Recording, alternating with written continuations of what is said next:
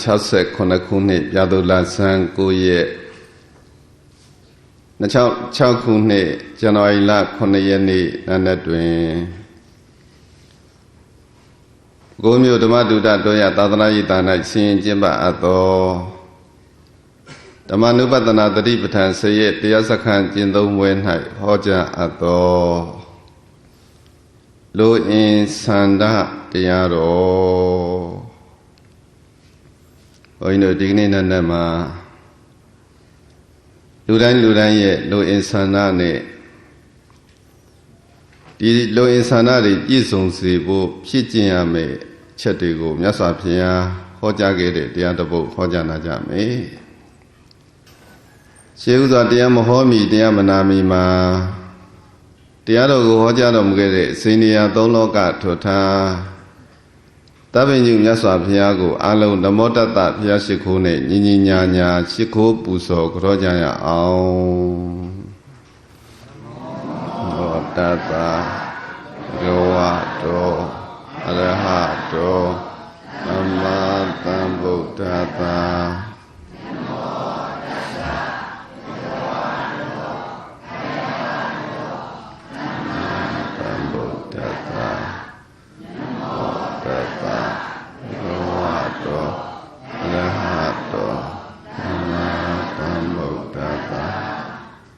အရဟတောလူမင်းနတ်မင်းဇမာမင်းတို့ဤဝဆင်ကိုယောပူဇော်ထုကိုခံတော်မူတတ်ပါပေထသောအရဟတော1500ကိလေသာမှဝေကွာတော်မူတတ်ပါပေထသောအရဟတောစိတ်ွယ်ရာ၌ပင်မကောင်းမှုကိုပြုတော်မမူပြောတော်မမူကြံစီတော်မမူတတ်ပါပေထသောအရဟတောကိလေသာမံသဘုံယံကိုအောင်တော်မူနိုင်တော်မူတတ်ပါပေထသောအရဟတောသန္တရာစေကံကွက်တို့ကိုပယ်ပြက်ခုတ်ထွင်သုတ်သင်တော်မူတတ်ပါပေထသောသမ္မာသမ္ဗုဒ္ဓတ္တမဖောက်မပြန်တရားမှန်ကိုဆရာမကူတရားမှုဉာဏ်ဖြင့်ထိုတွင်၍သိမြင်တော်မူတတ်ပါပေထသောတတ္တဗဂဝတောဣတရိယဓမ္မယတ္တသီရိကာမပယတ္တမိဘုံ6လီနှင့်ပြည့်စုံတော်မူသောထိုမြတ်စွာဘုရားအားနမောနမမိရှိခိုးပါ၏အရှင်ဘုရားနမောနမမိကိုယ်နှုတ်နှလုံးသုံးပါးပြောင်းပြော့မန်ကိုလျော့၍ကရော့ယိုကျိုးလက်အုပ်မိုးကရှိခိုးပါ၏အရှင်ဘုရားအလုံးဘုရားရှင်ကိုရှိခိုးပူဇော်ပါ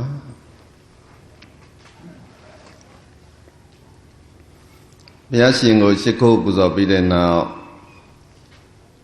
လိုအင်ဆန္ဒမြည်ရတဲ့တရားတော်ကိုဟောကြားနာကြမယ်။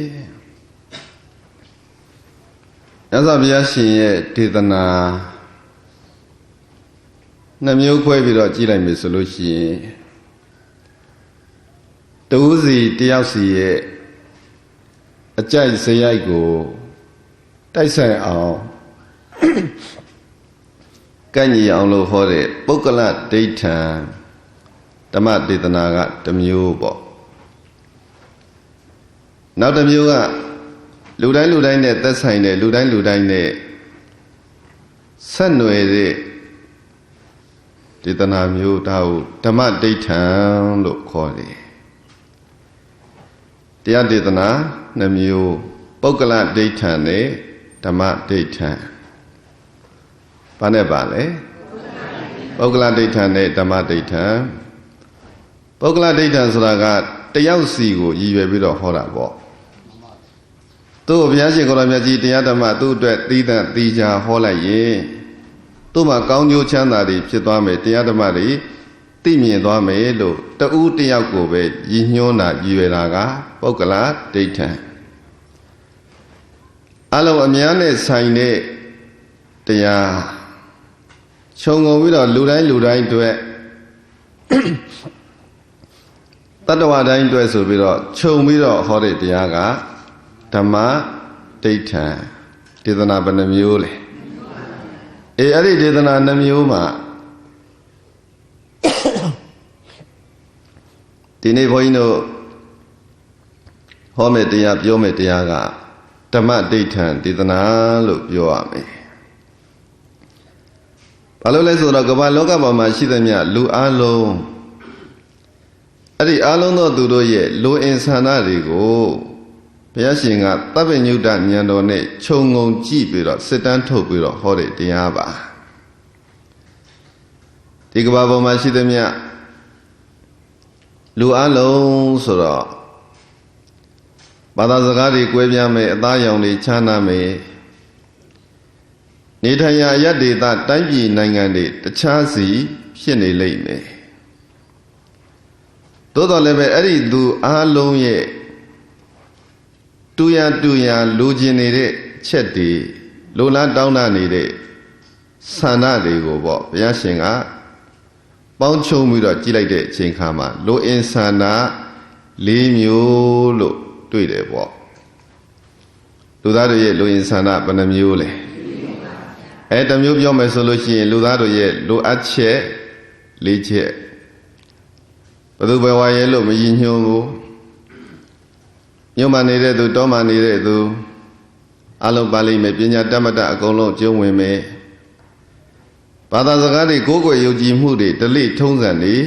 ကွဲပြားခြားနားပြီးတော့နေခြင်းနေမယ်ဒါပေမဲ့လို့လူရည်လို့ဖြစ်လာတဲ့အချိန်ခါမှာလိုချင်တဲ့အချက်လိုအပ်တဲ့အချက်သည်ဘယ်နှမျိုးတဲ့၄မျိုး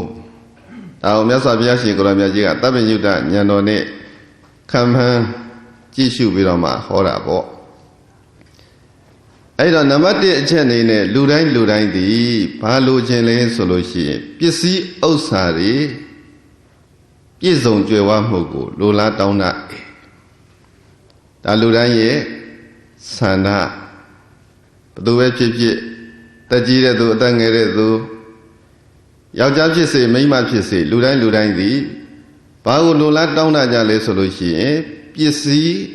ဥစ္စာဘာလို့ချင်းဆိုကြည့်ပစ္စည်းဥစ္စာလောကမှာလိုချင်နေကြသည်ပစ္စည်းဥစ္စာလောကမှာလိုချင်နေကြသည်ပစ္စည်းဥစ္စာလောကမှာလိုချင်နေကြသည်လောကမှာဘာလိုချင်လဲပစ္စည်းဥစ္စာကိုလိုချင်နေကြတဲ့လူတိုင်းသည်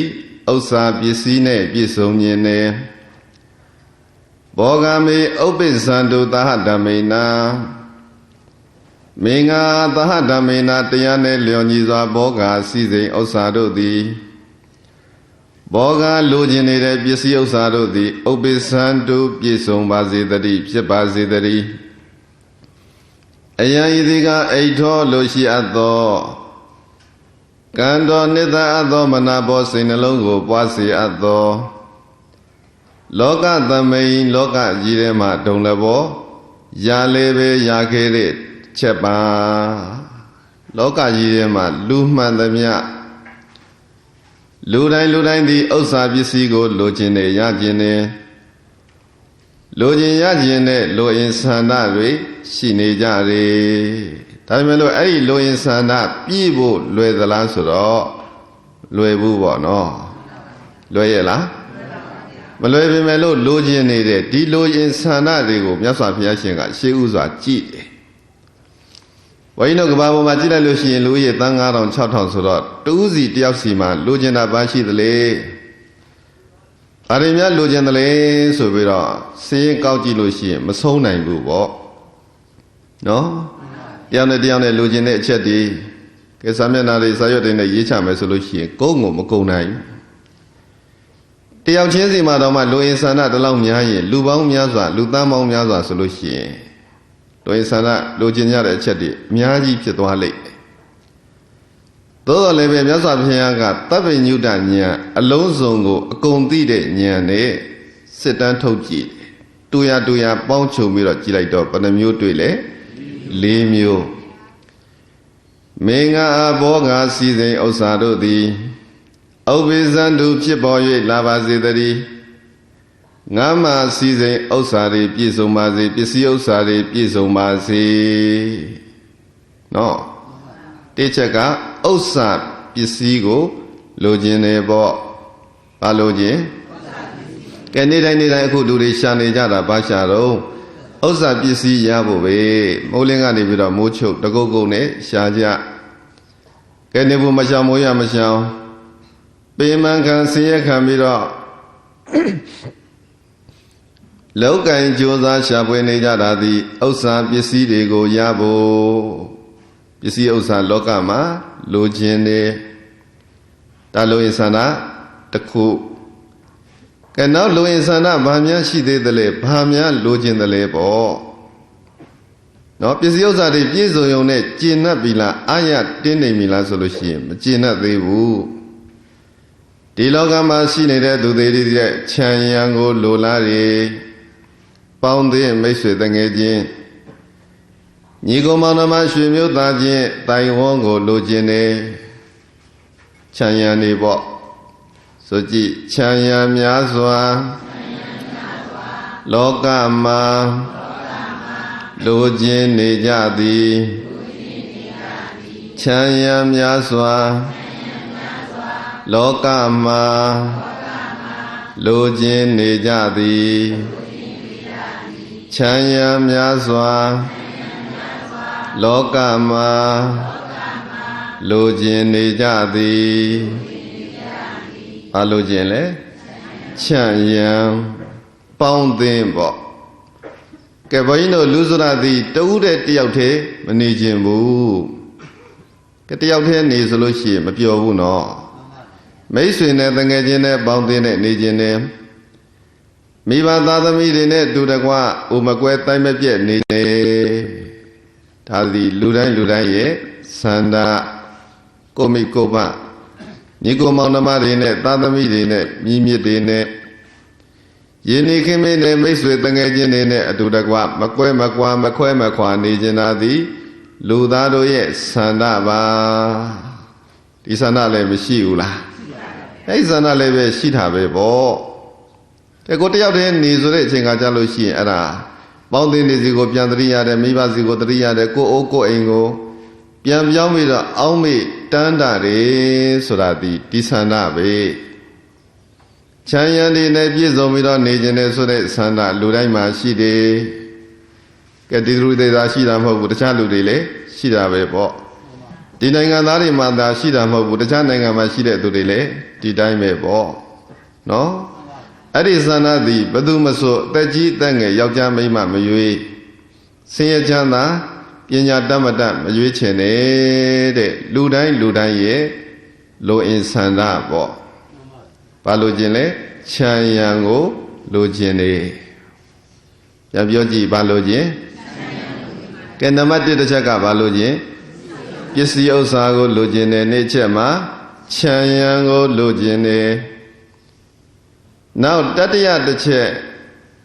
ဘာများလိုရင်းနေတယ်လဲလိုရှိနေတယ်လဲဆိုရင်လည်းအသက်ရှည်ခြင်းကိုလိုခြင်းနေ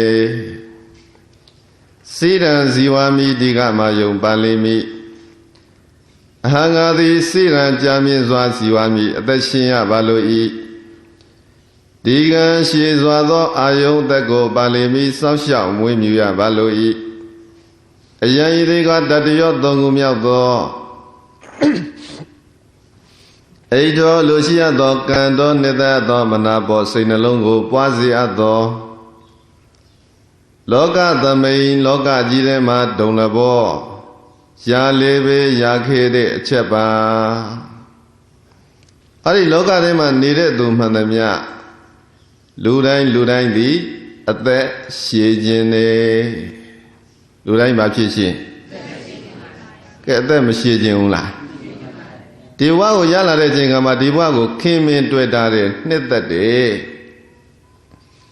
ဘလောက်ပဲဆင်းရဲဘလို့ပဲဒုက္ခရောက်တယ်ပြောအဲ့ဒီဘဝနဲ့ဒီခန္ဓာစွန့်ပြီးတော့တည်လိုက်ပါလားဆိုလို့ရှိရင်မတည်ခြင်းဘူးပေါ့ဒီဘဝမှာတတ်နိုင်သမျှရှည်ကြစွာအသက်ရှင်ခြင်းနဲ့အသက်ရှည်ခြင်းနဲ့ဒါဒီလည်းပဲလူသားတို့ရဲ့လိုအပ်ချက်လိုအင်ဆန္ဒပါ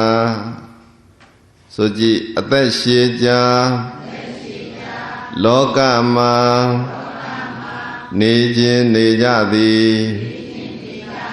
အသက်ရှည်ကြလောကမှာနေခြင်းနေကြသည်အသက်ရှည်ကြလောကမှာနေခြင်းနေကြသည်ဒီလောကမှာအသက်ရှည်နေခြင်းနေကဲအသက်မရှည်ခြင်းဘူးလားရှည်ခြင်းနေဘယ်လောက်ရှည်ခြင်းလဲတတ်နိုင်သလောက်ပေါ့နော်မကွဲမကွာဒီဘဝမှာပဲနေခြင်းနေဘယ်တော့မှမသေးဘဲနဲ့နေရမယ်ဆိုရင်လေနေခြင်းနေဟုတ်ပြီလားကဲအသက်50 60ရှိတဲ့သူကလည်းပဲဒါထက်ပိုပြီးတော့ရှည်ခြင်းတာပဲတရားကြော်သွားပြီဆိုတဲ့သူကလည်းပဲဒီလောက်ဆိုရင်တော်ပြီဒီစိတ်ထဲမရှိဘူးနော်ဒါတက်ကိုပို့လို့နေလို့ရရင်လည်းနေခြင်းသေးတယ်ရှည်ခြင်းသေးတယ်ဒီတော့လူတိုင်းရဲ့ဆန္ဒသည်ဘာဖြစ်ခြင်းတာသက်ရှည်ခြင်းတာတဲ့နောက်တစ်ချက်ဘုန်းကြီးတို့ပြိဿဒီလောကမှာကြည့်လိုက်မယ်ဆိုရင်လူတိုင်းရဲ့လူအင်ဆန္ဒလူတိုင်းသည်ဘာဖြစ်ခြင်းနေတယ်လဲဆိုရင်ဒီဘဝကနေနောင်ဘဝသေလွန်ပြီးတဲ့ချိန်ကမှသုဂတိဘဝကိုရောက်ခြင်းနေဆိုကြည့်သေလွန်ပြီးကသုဂတိရွာလိုခြင်းနေကြသည်သေလွန်ပြီးကသုဂတိရွာလိုခြင်းနေကြသည်သေလွန်ပြီးကသုဂတိရွာလိုခြင်းနေကြသည်ကာယတခန္ဓာကိုယ်ကြီးဗေဒပျက်စီးသည်မှပရဏောကာလ၌ကာယတခန္ဓာကိုယ်ကြီးဗေဒပျက်စီးသည်မှပရဏောကာလ၌မရဏသေဆုံးကွယ်လွန်ပြီးသည်မှပရဏောကာလ၌သုဂတိံကောင်းသောသူတို့ရဲ့လာရောက်ရာဖြစ်သောတက္ကံစည်းစိမ်ချမ်းသာနဲ့ပြည့်စုံတဲ့ဘဝကိုဥပပစ္စတိကာရောက်ခြင်းကြတဲ့ကာရောက်လိုကြတယ်လူတိုင်းပဲနော်ကဲဒီဘဝမှာဖြစ်နေတဲ့လူအင်ဆန္ဒတွေဥစ္စာပစ္စည်းလည်းပြည့်စုံခြင်းနဲ့ချမ်းရံလည်းများခြင်းနဲ့ချွေရံနေနဲ့ရှိခြင်းနဲ့ဒါတွေမကားသေးဘူးအသက်ရှည်နေခြင်းသေးတယ်ပြီးတဲ့ချိန်ကမှလည်းသူဂတိဘဝကိုရောက်ခြင်းနဲ့လူရင်းဆန္ဒဘယ်နှချက်၄ချက်နော်တစ်ချက်ကဘာလိုချင်တာပစ္စည်းဥစ္စာတွေလိုချင်တာကဲလိုချင်တာတွေအားလုံးပြီးမယ်ဘုန်းကြီးတို့ပြိဿဘယ်လောက်ချမ်းသာခြင်းသလဲပေါ့ cái tây mong nhà doa bao chăn ta chuyện đấy along biết dùng gì mấy tây này thằng tao tây tan chỉ biết là chăn ta gì bỏ đại đi đại đi cả đi xây dựng người dân là cháu ta bảo nhà đi lúa chân là cùng nhà bị ai lâu này lại về bồi nó bồi ta lúa ăn chết cả biết dùng gì bu cái điều gì biết gì để biết dùng này lúa cả lấy mà tiêu thế mà này chuyện bu bỏ này chuyện là chuyện miêu tả chuyện gì cũng mang mà đi này đi xây dựng chăn ta đi khán giả chuyện này yên này khi mình chỉ khi này sinh đi khi mà ta tâm đi này đồ này qua này chuyện này mấy sự thằng nghe chuyện bao tiền này biểu biểu ba ba này chuyện nhà điဟုတ်ပြီလားပစ္စည်းတွေတော့ချမ်းသာပါရဲ့ကို့မှာချွေရန်မိတ်ဆွေတငယ်ချင်းအပေါင်းအသင်းမရှိရင်ဒီပစ္စည်းတွေကအလကားပေါ့ဒါကြောင့်ဒုတိယဆန္ဒကချွေရန်ကိုလိုချင်တယ်ပေါ့ပစ္စည်းဥစ္စာလည်းပြည့်စုံနေပြီချွေရန်တွေလည်းရှိနေပြီကဒါလို့ဆိုလို့ရှိရင်တော်ပြီလားဆိုတော့မဟုတ်သေးဘူးပစ္စည်းဥစ္စာတွေရှိနေရတဲ့ချစ်ခင်ရမဲ့သူတွေတူတကွသုံးဆောင်မဲ့သူတွေရှိနေတဲ့အချိန်ကမှာသူတို့ကိုထားပြီးတော့ဘုန်းကြီးတို့ပြိဿဒီလောကကနေထွက်ခွာမသွားခြင်းဘူးအသက်ရှည်ခြင်းနဲ့မဖြစ်ခြင်းလေကဲအများကြီးချမ်းသာပြီးတော့ချွေရံနေအများကြီးရှိနေပြီးတော့ဒီစည်းစိမ်ဒီချမ်းသာတွေကိုမှမခံစားရဘူးဆိုလို့ရှိရင်ဘုန်းကြီးတို့ပြိဿအဓိပ္ပာယ်မရှိဘူးနော်အဲ့တော့တတ်နိုင်သမျှဒီဘဝမှာကြာကြာနေခြင်းနဲ့အသက်ရှည်ခြင်းနဲ့ဒါတတ္တရလုံးရင်ဆန္ဒဒါပေမဲ့လို့ဘုန်းကြီးတို့ပြိဿအသက်ရှည်ခြင်းတော့ရှည်ပြီးရင်မဖြစ်ရမယ်သေရမယ်နောက်ဆုံးတစ်ချိန်မှာမသေရဘူးလားအဲ့ဒီလိုသေရမယ်အချိန်ခါမှာတဲ့သူကတိဘဝကိုရောက်ချင်ကြတာဒီလူတို့ရဲ့ဆန္ဒသေပြီးတဲ့အချိန်ခါမှာအများအဖြစ်တော့နားလည်ထားတယ်ပေါ့ကောင်းရာဒုက္ခတိကိုရောက်တာကတစ်မျိုးမကောင်းတဲ့ဒုက္ခတိကိုရောက်တာကတစ်မျိုးနော်အဲ့နှမျိုးရှိနေတော့ဘသူဖြစ်ဖြစ်ကောင်းရာဒုက္ခတိစည်းစိမ်ချမ်းသာတွေနဲ့ပြည့်စုံတဲ့ဘဝကောင်းမွန်သာယာလှပတဲ့ဘဝကိုလိုချင်တာသည်၄ခုမြောက်ဆန္ဒလိုရင်ဆန္ဒဘယ်နှမျိုးအဲ့တော့တခြားသောလိုရင်ဆန္ဒတွေဘုန်းကြီးတို့ပြိဿအကုန်လုံးဒီလေးမျိုးတဲ့ထည့်သွင်းရင်အကျုံးဝင်သွားတယ်ပါသွားတယ်ပေါ့ကဲတခုစီသာပြောနေလို့ရှိရင်မဆုံးနိုင်ဘူးဒီတော့ဘုရားရှင်ကိုယ်တော်မြတ်ကြီးကဘာတွေရှိသလဲတကယ်တမ်းဘာတွေများလိုအပ်နေသလဲလိုချင်နေသလဲလိုရင်ဆန္ဒဘာတွေများဖြစ်နေသလဲလို့ကြည်တော်မူသိတော်မူမြင်တော်မူတဲ့မြတ်စွာဘုရားကဲလူသားတို့ရဲ့လိုရင်ဆန္ဒပြည့်စုံဖို့အတွက်ဖြည့်ကျင့်ရမယ်အချက်တဲ့ဒီလိုရင်ဆန္ဒတွေပြည့်စုံစေဖို့လိုအပ်ချက်တွေပြည့်ဝစေဖို့ဖြည့်ကျင့်ရမှာ၄ချက်ရှိတယ်ဖြည့်ကျင့်ရမှာဘယ်နှချက်သရသမ္ပရာသီလသမ္ပရာစာဂသမ္ပရာပညာသမ္ပရာသရသမ္ပရာသရတရားနဲ့ပြည့်စုံရမယ်သီလသမ္ပရာသီလနဲ့ပြည့်စုံရမယ်စာဂသမ္ပရာဘေကံစွန့်ကြဲမှုနဲ့ပြည့်စုံရမယ်ပညာသမ္ပရာစင်ញင်တုံတရားဉာဏ်ပညာနဲ့ပြည့်စုံရမယ်အဲ့၄ချက်ကိုဖြည့်ရင်လိုရင်ဆန္ဒတွေအလုံးပြည့်လိမ့်မယ်လိုရင်ဆန္ဒမှန်သမျှအကုန်လုံးပြည့်စေဖို့လိုအပ်ချက်တွေကိုပြည့်ပြည့်ဝဝရရှိစေဖို့တဲ့ဖြည့်ဆွတ်ရမယ်ဖြည့်ကျင့်ရမယ်အချက်ဘယ်နှမျိုးတရသမ္ပရာသီလသမ္ပရာစာဂသမ္ပရာပညာသမ္ပရာမှတ်တော့နော်တရသမ္ပရာတရတရားနဲ့ပြည့်စုံရမယ်ဘာနဲ့လဲတရတရားနဲ့ပြည့်စုံရမယ်သီလသမ္ပရာသီလနဲ့ပြည့်စုံရမယ်စာဂသမ္ပရာပေကံစွန့်ကြဲမှုနဲ့ပြည့်စုံရမယ်ပညာသမ္ပရာဆင်းခြင်းဉာဏ်နဲ့ပြည့်စုံရမယ်ဘယ်နှချက်ဆိုတရသီလစာဂပညာဤလေးပြာလိုရာဆန္ဒပြေကြောင်းဒီတရသီလစာဂပညာဤလေးပြာလိုရာဆန္ဒပြေကြောင်းဒီတရသီလစာဂပညာဤ ဤလေးပြလိုရာဆန္ဒပြေကြောင်းဒီလိုရာဆန္ဒတွေပြည့်စုံဖို့ဘာရှိရမလဲတရားရဲ့သီလရဲ့စာကရဲ့ပညာရဲ့တရားတရားနဲ့ပြည့်စုံရမယ်ကိုကျင့်သီလနဲ့ပြည့်စုံရမယ်ပေကံစွန့်ကြဲမှုရှိရမယ်ပညာဉာဏ်ရှိနေရမယ်အဲ့တော့တစ်ချက်ဥစ္စာပစ္စည်းနဲ့ပြည့်စုံခြင်းနဲ့ဆိုတဲ့လူရင်ဆန္ဒပေါ့ကဲဒီဥစ္စာပစ္စည်းတွေဒီဘုန်းကြီးတို့ပြိဿလူတိုင်းလိုချင်တော်လဲပဲလူတိုင်းမရဘူးရကျင်လို့ဆိုပြီးတော့ဘလောက်ပဲရှာဘလို့ပဲစုပေါ့ရတဲ့သူမှရတယ်ဖြစ်တဲ့သူမှဖြစ်တယ်စီဝါရှာလို့လူတိုင်းဖြစ်ရလား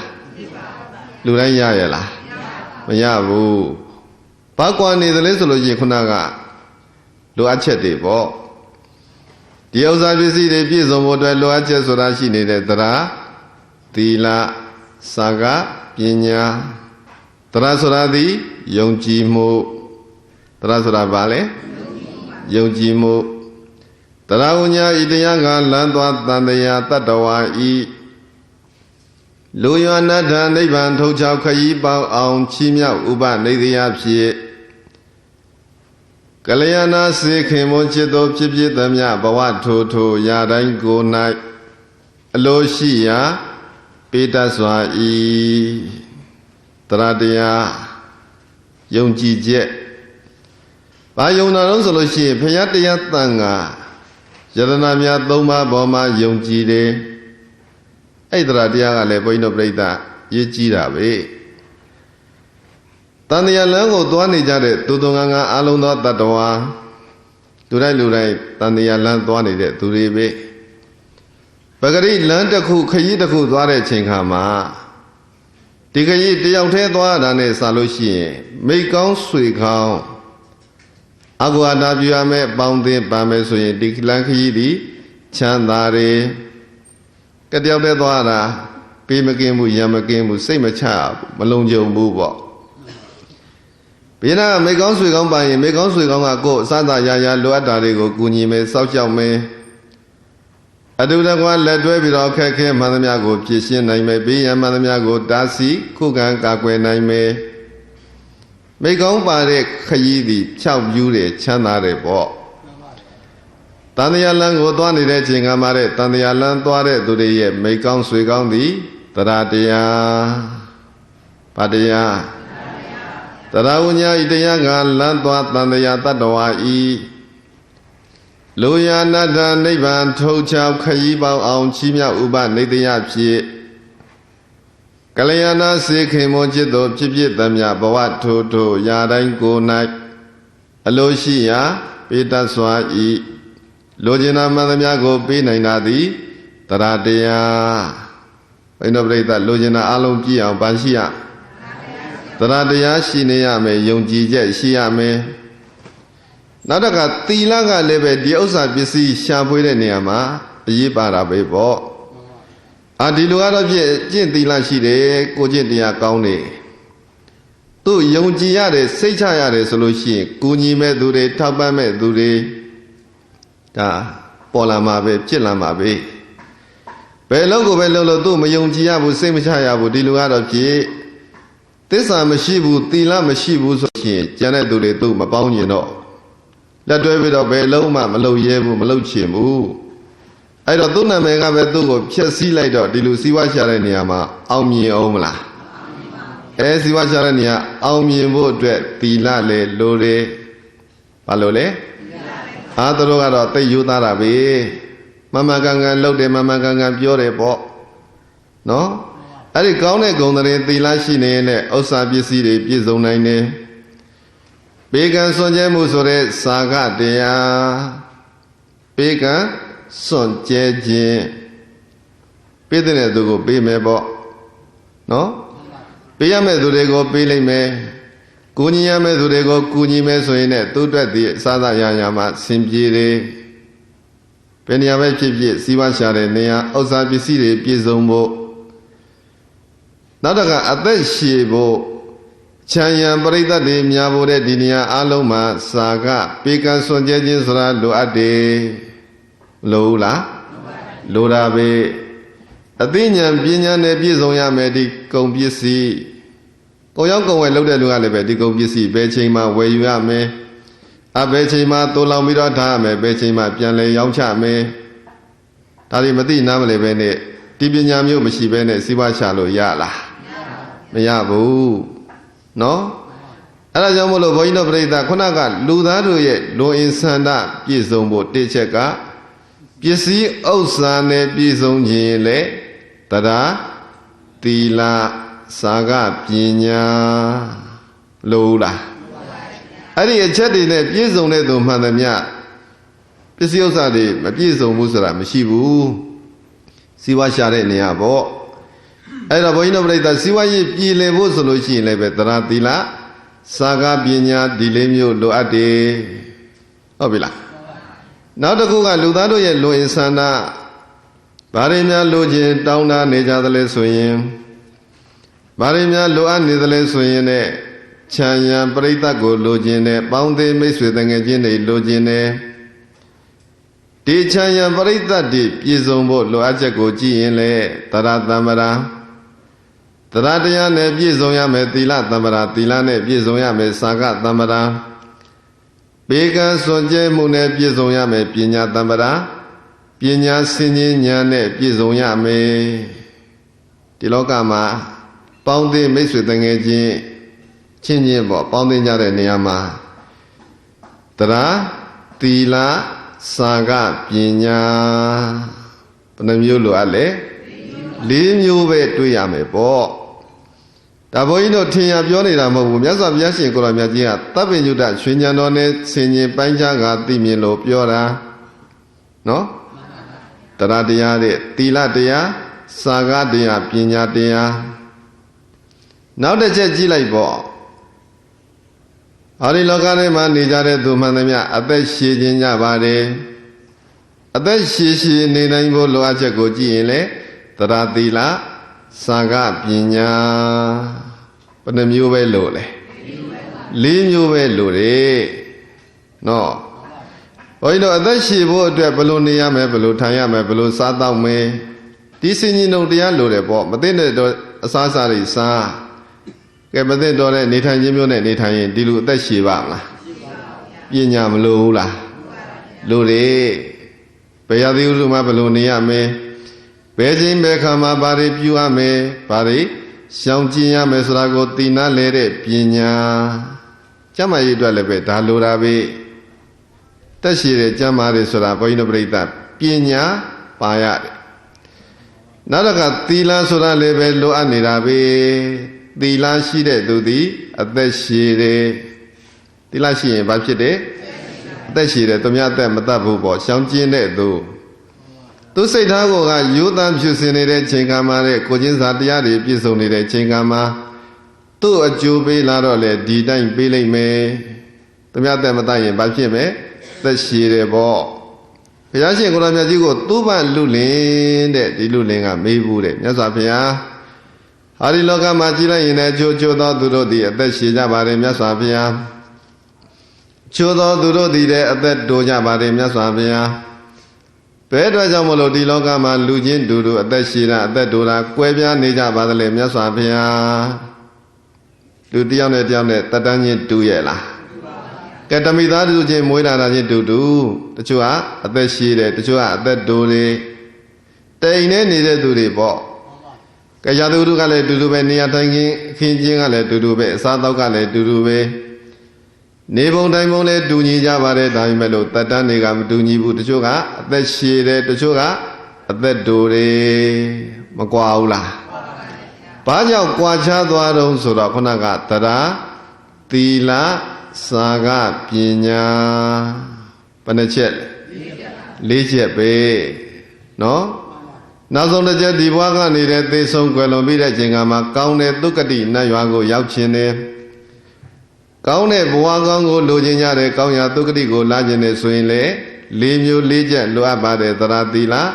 Saga Pina, Soji, Taratila, Saga Pinya Ilebya Loya Sanda Pijaundi Taratila Saga Pinya Ilebya Loya Sanda Pijaundi Taratila Saga Pinya Ilebya Loya Sanda Pijaundi Techeka Taratya ne Pisong Yame Pane Pisonga Kapayatya Tanga Yanamya Thomago Yongji Mu de Di Yongji Muga Lebe Yiji Neja Gojin Dilagale Yiji Bare Tuba Lulinga Yasabiago Mila de Chinka Yasabia Logama Ludodi Dune Du Dianet Badani Baduni Yasabia Bedwa Jow the low Quavia Chana Badalesura Yasabiaga Tuba Ludin Tumya Dago Daye The Dure Tumya Dago Matabene Xiao Jime Soye Atashime Pau Biora Solution Tila Bo Abiorale Tila Dadaka Bekan Sonjere Sore Dana Saga Suradi Boino Brita Dana Bebo no Pidekan Emyade Wede Sonjere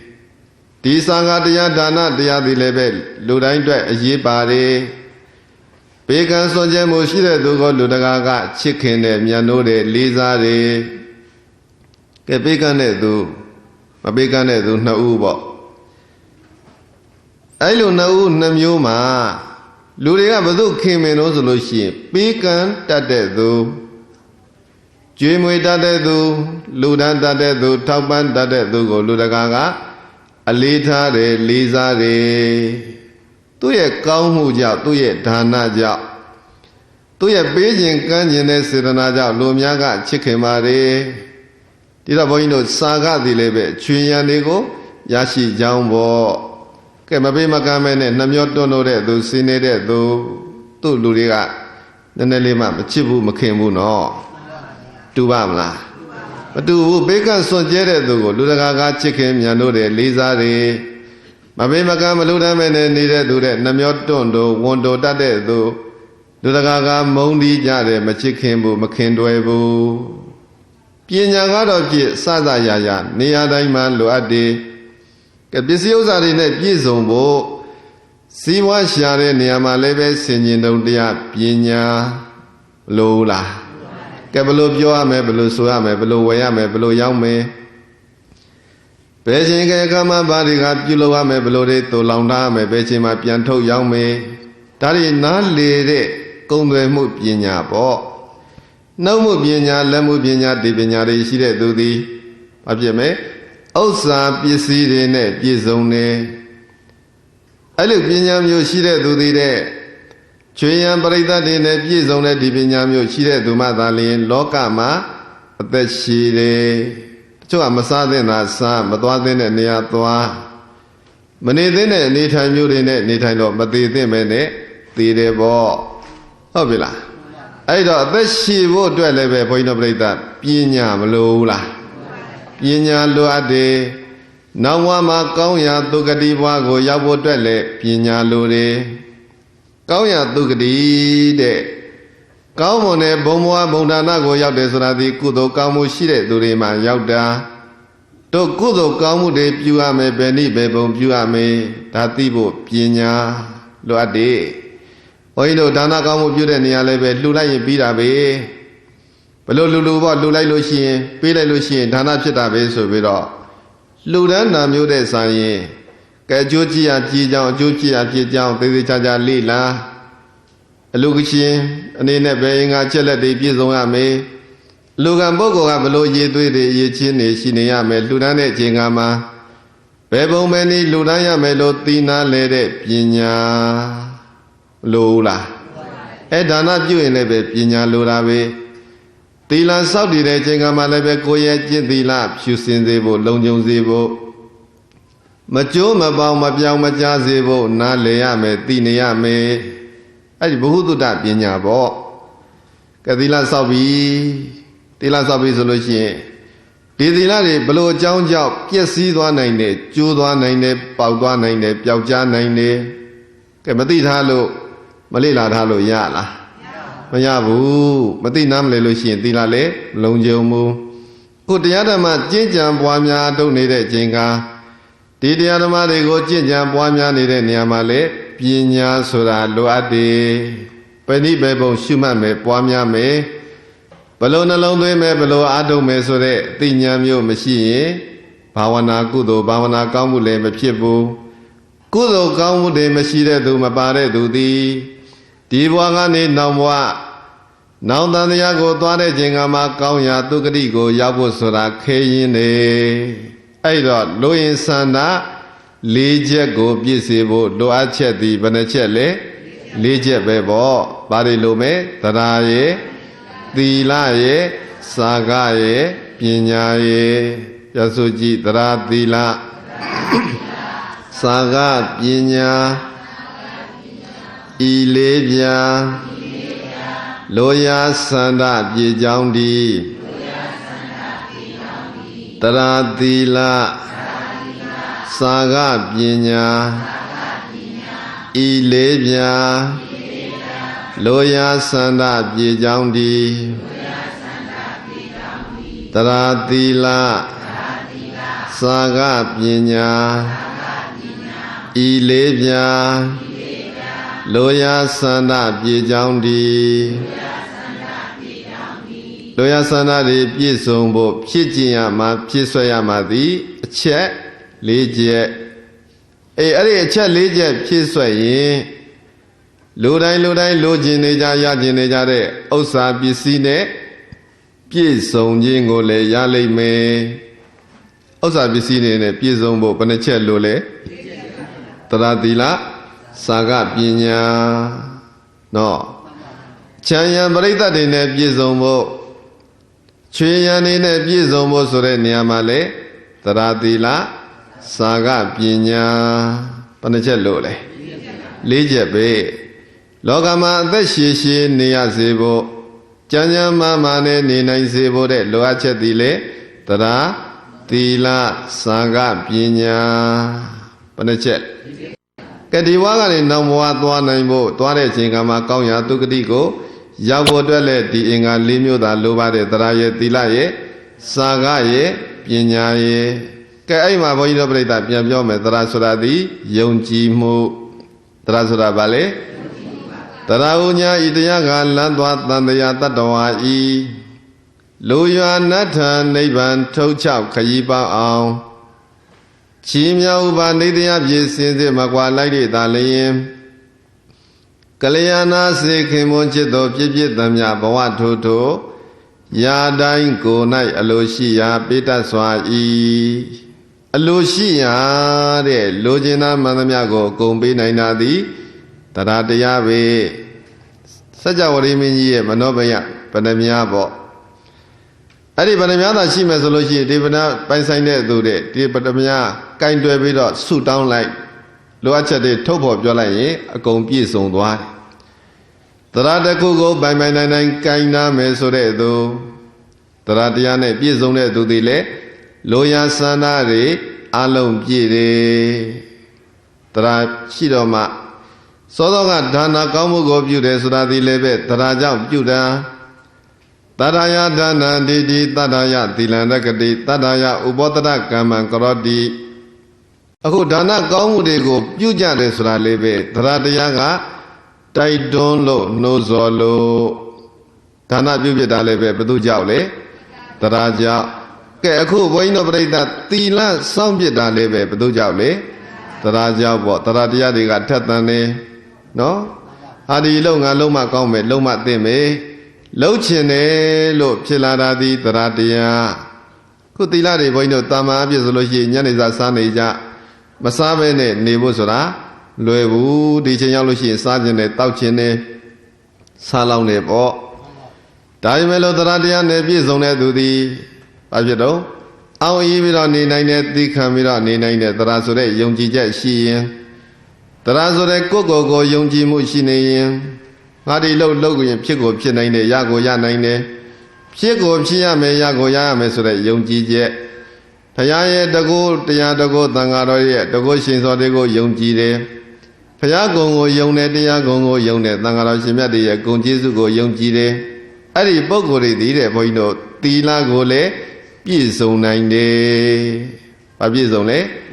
ကဲသီလလည်းပဲဖြစ်လာတာသီလပြည့်စုံတာဒီတရားကြောင့်ပဲအခုတရားဓမ္မကျင့်ကြံပွားများအားထုတ်တယ်ပေါ့တရားဓမ္မတွေကိုရှုမှတ်ပွားများအားထုတ်နိုင်တယ်ဆိုတာဒီလည်းပဲဘယ်သူရှိလို့လဲတရားရှိလို့ကတရားမရှိရင်ဘုန်းကြီးတို့ပြိဿလွယ်ပါမလားမလွယ်ဘူးဆယ်ရက်မပြောနဲ့တရက်တောင်မှအားထုတ်ဖို့မလွယ်ဘူးနော်တစ်ချိန်တောင်မှအားထုတ်ဖို့နှလုံးသွင်းဖို့ဆိုတာလွယ်ဘူးခုဘသူကတိုက်တွန်းလိုက်တရားကတိုက်တွန်းလိုက်ပါတယ်တရားကြောင့်ဖြစ်လာတဲ့တရားကြောင့်ဖြစ်ပေါ်လာတဲ့ကုသိုလ်ကောင်းမှုတွေအဲ့ဒီကုသိုလ်ကောင်းမှုတွေကိုပြုထားတဲ့သူသည်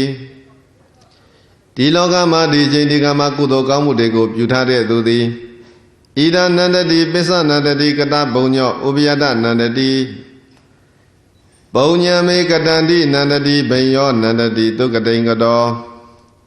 ကတဘုံညောကုသိုလ်ကောင်းမှုတွေကိုပြုထားတဲ့သူသည်ဣဒာပစ္စုပန်ဘဝဤလောက၌နန္တတိနိသဝန္တာပျော်ရွှင်ရပါ၏ကဲကုသိုလ်ကောင်းမှုတွေကိုစုံအောင်ပြုပြနေပြီဒါနလည်းရှိနေတယ်သီလလည်းရှိနေတယ်ဘာဝနာလည်းရှိနေတယ်တရားကတိုက်တွန်းလိုက်လို့ကုသိုလ်ကောင်းမှုတွေကိုပြုပြတယ်ဆိုတဲ့သူသည်ဒီဘဝမှာလည်းဝန္တာအာရပျော်ရွှင်နေရတယ်